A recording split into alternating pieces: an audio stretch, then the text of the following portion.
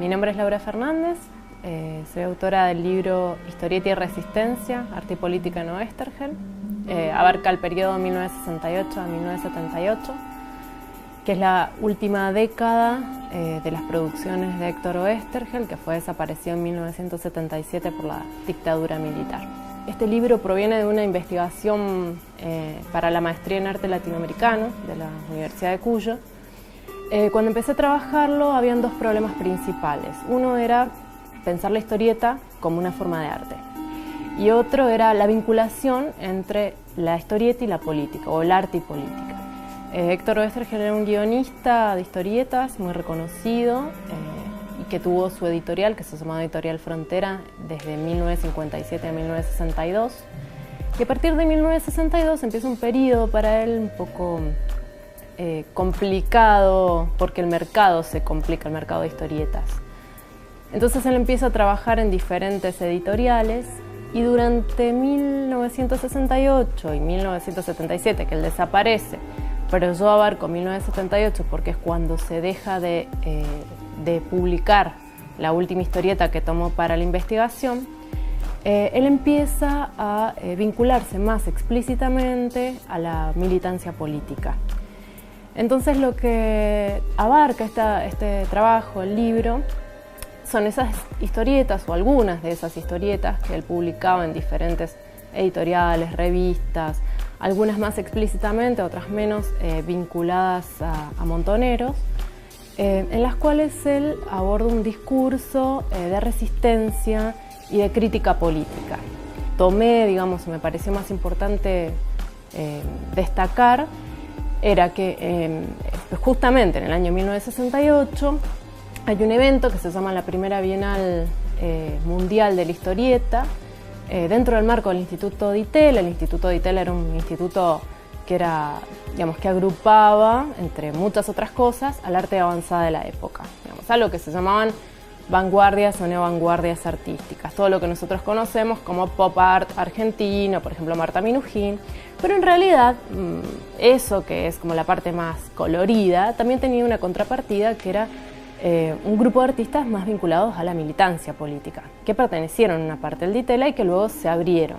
Esta investigación sobre estos artistas lo aborda Ana Longoni, y ella es la que trabaja sobre los conceptos arte/política, es decir, prácticas de arte y política.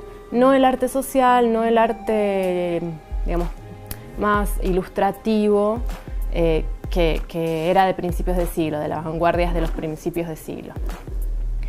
Entonces, en el Instituto Di Tella, decía, se arma esta bienal sobre historieta que lo organiza Oscar Mazota, un teórico muy importante, fundacional para la historieta argentina, junto a Oscar Steinberg, otro muy importante semiólogo de la historieta y de los medios, y David Lipsig.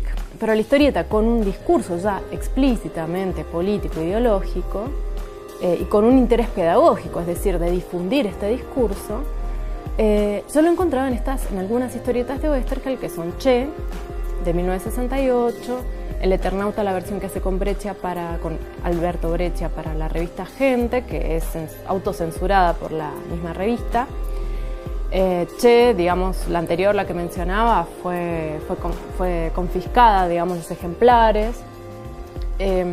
Después trabajo sobre una historieta que tuvo muy poquita repercusión, que se llamaba Epopeyas Argentinas, y que trabajaba la historia en clave política. Luego trabajó una historieta que salía en el semanario El Descamisado, un semanario que pertenecía a Montoneros y que fue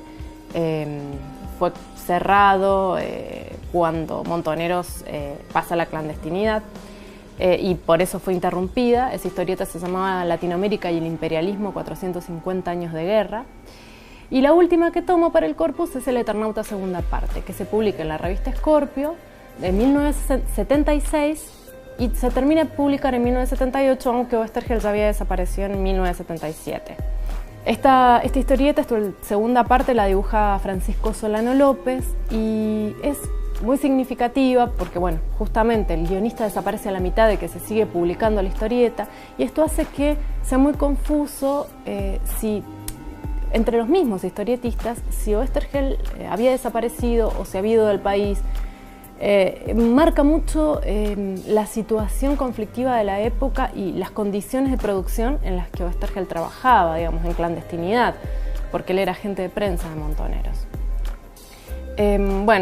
Yo lo que hago en el libro, ustedes van a ver una comparación entre los discursos presentes en estas historietas y los discursos de arte política de la época, ¿no? Como Edgardo Vigo o como los de Luis Felipe Noé. Creo que es importante, o a mí me parece importante abordar esta época porque permitía pensar justamente esta época más conflictiva y que suscita tanta tensión y controversia en el campo tanto del arte como en el campo político. Esta etapa de Oesterhel que no había sido profundamente indagada hasta el momento,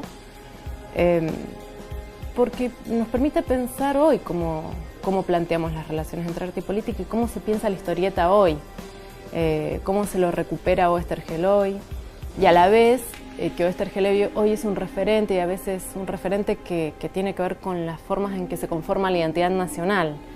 Entonces, tiene que ver finalmente con cómo nos pensamos hoy. Creo que todas las investigaciones apuntan a esto, a plantearse el presente y reformular las ideas sobre el futuro.